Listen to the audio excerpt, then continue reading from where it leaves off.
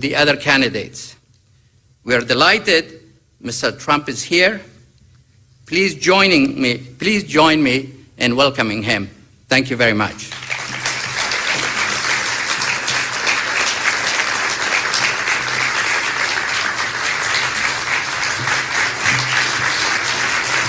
Invitation. It truly is a great honor.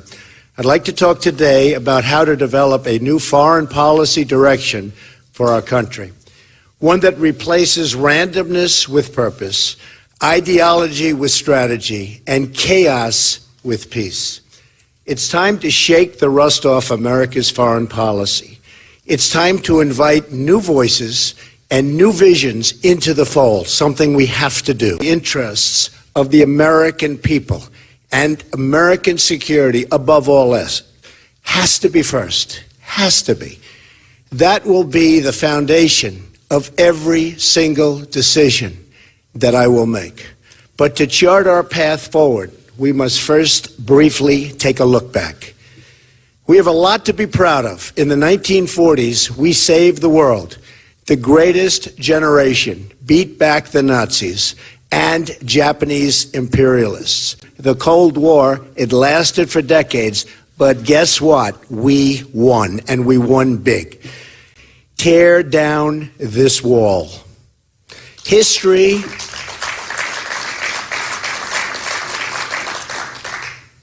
will not forget what he did. Very special man and president. Unfortunately, after the Cold War, our foreign policy veered badly off course. We failed to develop a new vision for a new time. In fact, as time went on, our foreign policy began to make less and less sense. Logic was replaced with foolishness and arrogance, which led to one foreign policy disaster after another. Very bad. It all began with the dangerous idea that we could make Western democracies out of countries that had no experience or interest in becoming a Western democracy. We tore up what institutions they had, and then were surprised at what we unleashed. Iran, too, would rush in and fill that void, much to their really unjust enrichment. They have benefited so much, so sadly for us. Our foreign policy is a complete and total disaster. Today, I want to identify 5 main weaknesses in our foreign policy. First, our resources are totally overextended. President Obama has weakened our military by weakening our economy. Our manufacturing trade deficit with the world is now approaching $1 trillion a year. We're rebuilding other countries while weakening our own. I am the only person running for the presidency who understands this, and this is a serious problem. I'm the only one, believe me, I know them all. I'm the only one that knows how to fix it. Secondly, our allies are not paying their fair share. But many of them are simply not doing so. They look at the United States as weak and forgiving and feel no obligation to honor their agreements with us. In NATO, for instance, only 4 of 28 other member countries, besides America, are spending the minimum required 2% of GDP on defense. We have spent trillions of dollars over time on planes, missiles, ships, equipment, building up our military to provide a strong defense for Europe and Asia. The whole world will be safer if our allies do their part to support our common defense and security. A Trump administration will lead a free world that is properly armed and funded beautifully. Thirdly, our friends are beginning to think they can't depend on us. Iran cannot be allowed to have a nuclear weapon, cannot be allowed, remember that, cannot be allowed to have a nuclear weapon. And under a Trump administration, will never, ever be allowed to have that nuclear weapon.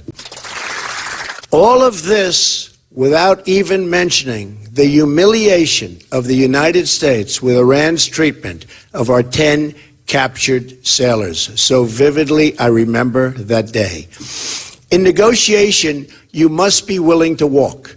The Iran deal, like so many of our worst agreements, is the result of not being willing to leave the table. President Obama gutted our missile defense program, then abandoned our missile defense plans with Poland and the Czech Republic. He supported the ouster of a friendly regime in Egypt that had a long-standing peace treaty with Israel and then helped bring the Muslim Brotherhood to power in its place. Just a few days ago, Vice President Biden again criticized Israel, a force for justice and peace, for acting as an impatient peace area in the region. President Obama has not been a friend to Israel. He's treated Iran with tender love and care and made it a great power. Iran has indeed become a great, great power in just a very short period of time because of what we've done. We've picked fights with our oldest friends, and now they're starting to look elsewhere for help. Not good. Fourth, our rivals no longer respect us. In fact, they're just as confused as our allies. But an even bigger problem is that they don't take us seriously anymore. Truth is, they don't respect us. No respect. Absolutely no respect. Do you remember when the president made a long and expensive trip to Copenhagen, Denmark, to get the Olympics for our country? And after this unprecedented effort, it was announced that the United States came in fourth. He should have known the result before making such an embarrassing commitment. We were laughed at all over the world, as we have been many, many times. Our president has allowed China to continue its economic assault on American jobs and wealth, refusing to enforce trade deals and apply leverage on China necessarily to rein in North Korea.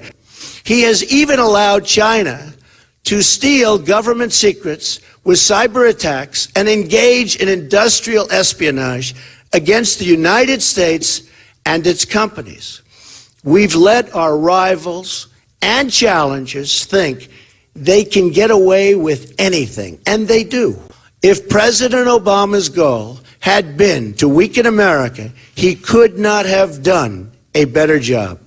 Finally, America no longer has a clear understanding of our foreign policy goals. Since the end of the Cold War and the breakup of the Soviet Union, we've lacked a coherent foreign policy. Lives lost, massive monies lost. The world is a different place. We're a humanitarian nation, but the legacy of the Obama-Clinton interventions will be weakness, confusion, and disarray. A mess. We've made the Middle East more unstable and chaotic than ever before. We have done nothing to help the Christians. Nothing. And we should always be ashamed for that lack of action. Our actions in Iraq, Libya, and Syria have helped unleash ISIS. And we're in a war against radical Islam, but President Obama won't even name the enemy. And unless you name the enemy, you will never, ever solve the problem. Hillary Clinton also refuses to say the words radical Islam, even as she pushes for a massive increase in refugees coming into our country. Incredible. Clinton blames it all on a video, an excuse that was a total lie. Proven to be absolutely a total lie. And now ISIS is making millions and millions of dollars a week selling Libya oil. And you know what? We don't blockade, we don't bomb, we don't do anything about it. It's almost as if our country doesn't even know what's happening, which could be a fact and could be true. To our friends and allies, I say America is going to be strong again. America is going to be reliable again. It's going to be a great and reliable ally again. It's going to be a friend again. We're getting out of the nation-building business and instead focusing on creating stability in the world. Our moments of greatest strength came when politics ended at the water's edge. We need a new, rational American foreign policy, informed by the best minds and supported by both parties, and it will be by both parties, Democrats, Republicans, independents, everybody, as well as by our close allies. This is how we won the Cold War, and it's how we will win our new future struggles. First, we need a long-term plan to halt the spread and reach of radical Islam. Containing the spread of radical Islam must be a major foreign policy goal of the United States and indeed the world. We're going to be working very closely with our allies in the Muslim world, all of which are at risk from radical Islamic violence, attacks, and everything else. It is a dangerous world, more dangerous now than it has ever been. We should work, thank you. We should work together with any nation in the region that is threatened by the rise of radical Islam. They must also be good to us. Remember that. They have to be good to us. No longer one way, it's now two-way. We're going to help, but they have to appreciate what we've done for them. The struggle against radical Islam also takes place in our homeland. There are scores of recent migrants inside our borders charged with terrorism. For every case known to the public, there are dozens and dozens more. We must stop importing extremism through senseless immigration policies. We have to be smart. We have to be vigilant. A pause for reassessment will help us to prevent the next San Bernardino, or, frankly, much worse. All you have to do is look at the World Trade Center and September 11th. One of the great catastrophes, in my opinion, the single greatest military catastrophe in the history of our country. Worse than Pearl Harbor, because you take a look at what's happened, and citizens were attacked as opposed to the military being attacked. And then there's ISIS. I have a simple message for them. Their days are numbered. I won't tell them where, and I won't tell them how. We must, as a nation, be more unpredictable. We are totally predictable. We tell everything. We're sending troops, we tell them. We're sending something else, we have a news conference. ISIS will be gone if I'm elected president, and they'll be gone quickly. They will be gone very, very quickly. Secondly, we have to rebuild our military and our economy. The Russians and Chinese have rapidly expanded their military capability, but look at what's happened to us. Our nuclear weapons arsenal, our ultimate deterrent, has been allowed to atrophy and is desperately in need of modernization and renewal, and it has to happen immediately. Our active duty armed forces have shrunk from 2 million in 1991 to about 1.3 million today. The Navy has shrunk from over 500 ships to 272 ships during this same period of time. The Air Force is about 1/3 smaller than 1991. Pilots flying B-52s in combat missions today. Initial D.